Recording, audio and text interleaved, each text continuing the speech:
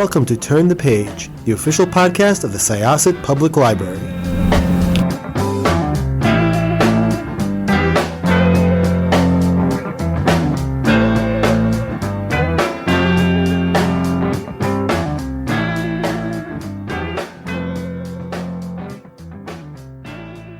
Hello, everyone. Welcome back to Turn the Page. I'm your host today, Jen, and today I am joined by the author of an absolutely stunning book. I was just saying that I finished it about 2 minutes before we started this conversation, and I'm still processing a lot. It is absolutely stunning. Welcome to the show. Could I ask you to introduce yourself and your book, please? Absolutely. Hi, Jen. It's so good to be here. I'm Laura Venita Green, the author of Sister Creatures, which is my debut novel. It comes out tomorrow, and I've all day been trying to keep it cool, but my excitement level is actually a little through the roof right now. I live in New York City, but I grew up in rural Louisiana, which is where a lot of my fiction takes place. Sister Creatures follows four women from the same small town in Louisiana and a supernatural entity that looms over their lives. It starts out with my protagonist, Tess. She's 20 years old, babysitting two kids out in this isolated house, way too irresponsible for the job. All she wants to do all day is drink and read her horror novels. But in from the woods comes this strange teenager. Her name's Gail, but people in town call her Sister Gail. She lives off grid with her religious zealot parents in a way that invokes a lot of gossip in this small town. And then the entity is also in the beginning of the book, shows up in many different forms, but starts out as a creepy doll. It is, my gosh, as I was saying, really beautiful. I keep wanting to say I am rendered speechless by it, which is evident, and it's a terrible condition to be in as you are recording a podcast. But I guess to lead into the book, could you tell us a little bit about your writing journey and what led you to this project? I'm curious if your career as a translator has had any impact on your either your approach to writing or your style. Do you think that's been part of your journey? Yeah, absolutely. I actually didn't write my first creative word till I was 31 years old. I was getting an MBA in finance during the Great Recession and learned that I definitely did not want to spend my life pursuing a finance career. Um, Also, my favorite thing to do was read. So I thought, I'm going to just try my hand at a novel. I don't mind working hard. I know it'll be a big project, but I'll be able to do that. And 15 years later, I have my debut novel coming out. So it was quite a bit harder than I thought. Translation actually influenced this book quite a lot. I ended 10 years after I got an MBA in finance, getting an MFA. I really like school. I'm really someone who's very motivated by deadlines and teacher expectations. But at Columbia, they have the literary translation at Columbia program that you can take, 15 of your 60 credit hours and then get an MFA in both fiction and translation. And yes, it just was the first time I read so many books in translation deliberately and noticed how just wonderfully diverse and different they are than a lot of the books that we get to read in the US, which are also fantastic, but that's just like one piece of the book reading puzzle. So I do think mostly, other than vastly improving my sentence level fiction, because I did realize that there's countless ways to say the same thing. It just gave me a lot of permission to write something kind of weird and unique. That's so interesting, and I do really appreciate how translation does play a role in the book itself. And you have several characters who are in the process of translating something. I'm going to remain sort of vague about what it is. And meditating on that sort of like the process of translation and how it can hide meaning or reveal meaning. It's just like all very, very interesting. Um, so to shift a little bit, was there a particular character, or was it the place, or was it a tone or a vibe that was like the inception point for this project? Where did it all grow from? It grew from actually thinking of how Sister Creature made me think of Doppelganger. and wanting to write something weird with a bit of a speculative element and starting out with this doppelganger story, which is part of Gail's journey in this book. It wasn't until I found Tess's voice, though, my main character, a little bit later than that, that this book came together. She's just, I think she and I just have a very similar internal life and way of looking at things and sense of humor. And she's the one that really carried me through this project. And then once I had the two of them, it was a matter of figuring out how they knew each other, why they were related, why their stories impacted each other. I have such a pattern making and puzzle piece sort of brain. It just was a really fun assignment for me to understand why these sort of disparate characters that I had written were part of the same story. Hmm. That's super interesting. And I think you can see that sort of puzzly, you know, vibe in the way that the chapters fit together. I'd love to talk about a little bit more about Tess. Um, Shaping her character, yes, but also shaping her character over so many years. It occurred to me that like when you're writing somebody over such a long period of time, you're actually writing like several different people, like because oftentimes, and it happens to Tess, we are unrecognizable, from our former selves. So how do you write like yeah, like an arc like that, like all the people that somebody is over a lifetime? It's so interesting you say that because that is a theme I tend to go to over and over in my fiction is just we are so many different people in this one life. Um, Tess in particular, the first moment that I found with her was when she was 33, moving with her family to Germany. She's in sort of an unhappy marriage, has these two kids she loves, but isn't feeling great about herself as a mother. And there's just all these pressures on her life. And it wasn't until quite a bit later in the book that I started from the beginning and got to know her when she was 20 years old.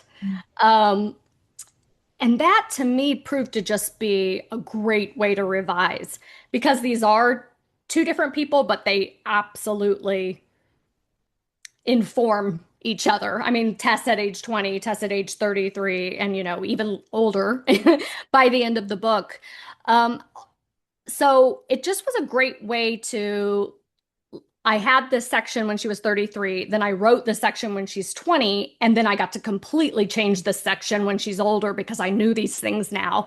So it was this sort of iterative process that was just really great for me. Yeah, that's so interesting to me. And the way that, they become different people over time, and then you have these people whose lives aren't really connected like in the day to day, but over like the long haul are extremely intertwined.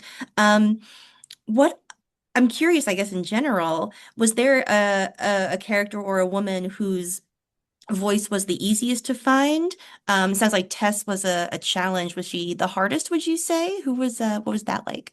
The hardest voice for me was Lainey. Hmm.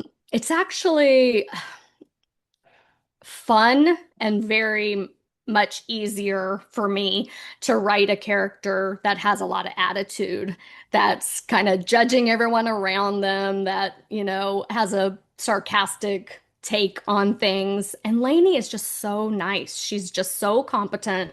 She's so kind.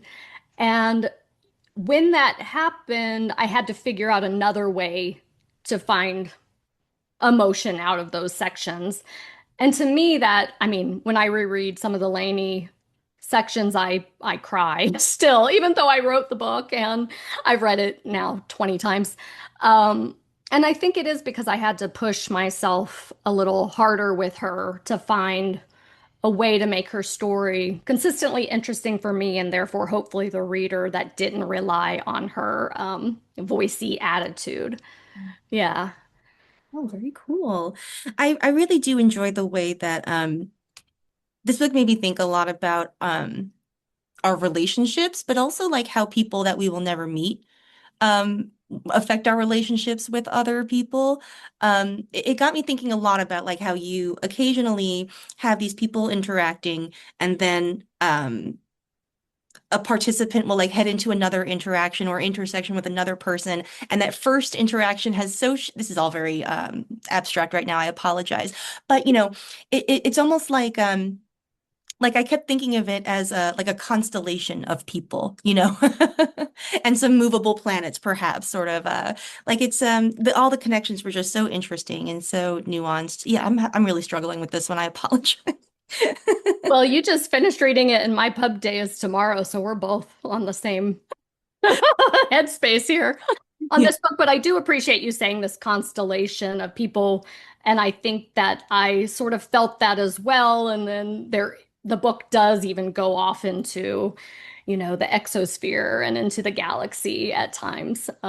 So I love that that came across. Hmm. How do you balance in my notes, I call it the emotional realism with the more sort of magical realism doesn't feel quite right, but the sort of like the supernatural elements that come into the story every once in a while. I framed that question as though those things were like opposed, but I actually think there may be like are complementary. So like, how do you balance the realism and the fantastical elements?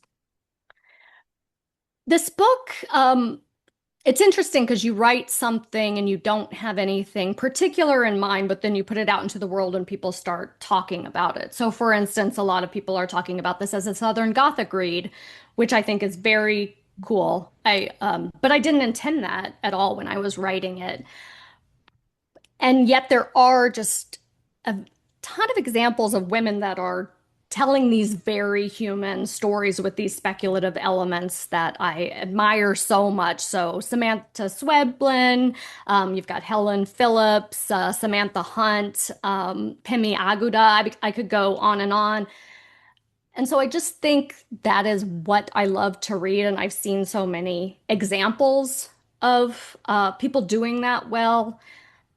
And when I started this book, in addition to this, I mentioned I had a section with Tess and a section with Gail. I also had a section with Thea, the entity that is in the book, as a shapeshifter out in the woods in rural Louisiana. And so that was another challenge of mine. That's another puzzle piece. How do I fit this in? And I think that I did, and it's kind of a little bit of magic and a lot of revision that happened, but that was always one of my projects was how can I make these things that are so disparate work together in the same book?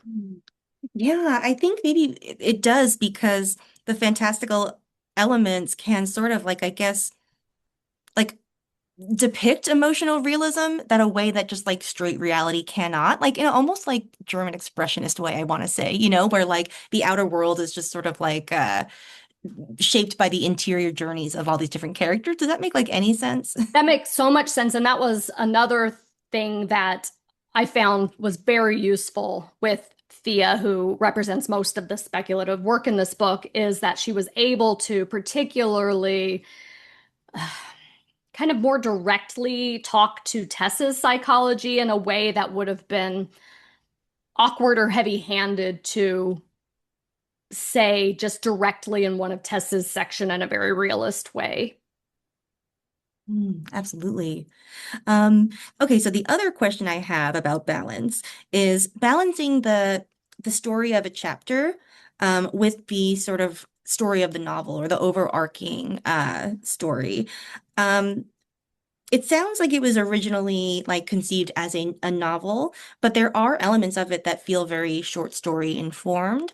And so I'm curious about um, how do I frame this? Did you think about chapters as like individual short stories as well as functioning in the wider scope? I did originally, particularly with so this book did start out, there's 13 chapters, and it started out as five short stories with different characters. So in addition to Tess, Gale, and Thea, you have Lainey and Olivia.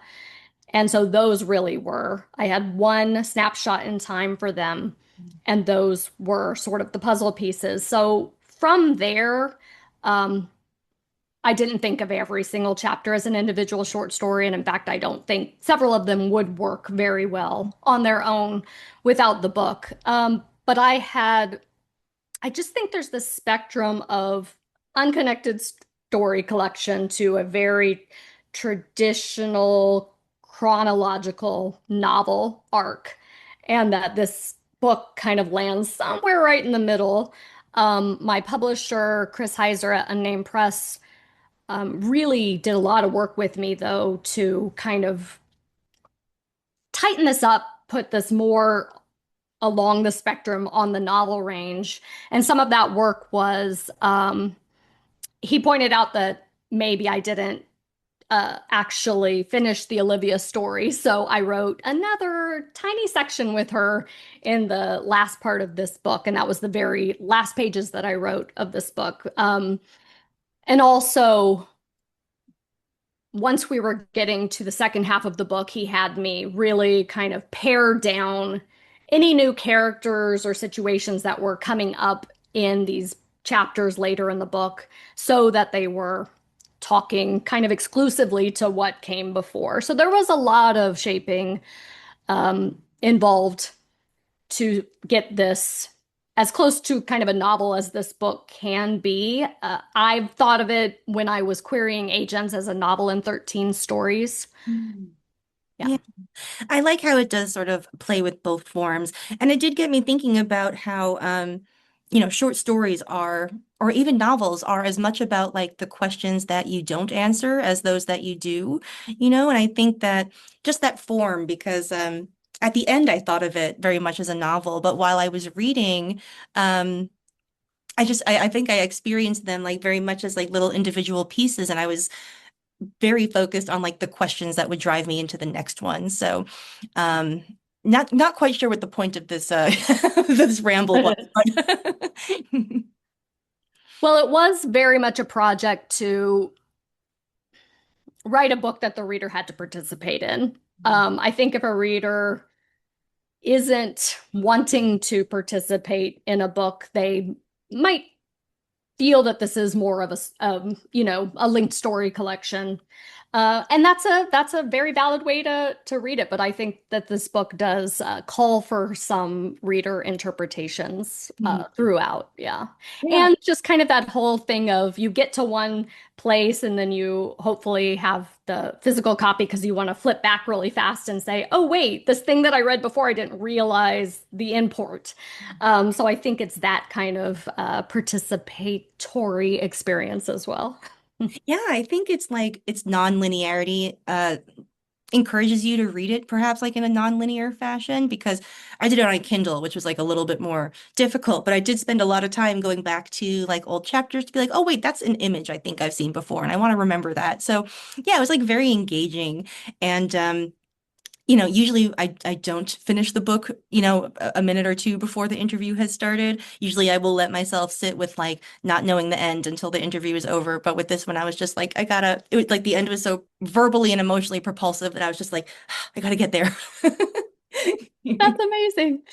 That's amazing. I've heard from a couple readers so far that said, okay, I stopped reading the book and started back from page one and just read it a second time because it read differently, knowing kind of how some of these things kind of link up with each other. I love that. So, the last question that I have is about the cover. It's a really beautiful image. And I know that like author participation in covers varies from project to project. What was your experience of the cover? I got so lucky with this cover. It is a self-portrait photograph by a Polish artist named Laura Macabrescu, which I love because it looks like a girl, and yet it's a grown woman, so it's uncanny and a bit eerie, in a way that I don't think you pinpoint necessarily, but you feel. Uh, I have no design sense at all, and Unnamed Press is fantastic. Has an art director, Jaya Nicely, who is just at the top of her game. And so when they politely asked me on my author questionnaire if I wanted to give them feedback, I said, no, thank you. And so they sent this to me. And of course, when I first saw it, it was mind blowing. And one of my first reactions was, this is beautiful. It's not what I expected. And they told me to sit with it. And I thought, what could they have possibly sent me that was what I expected?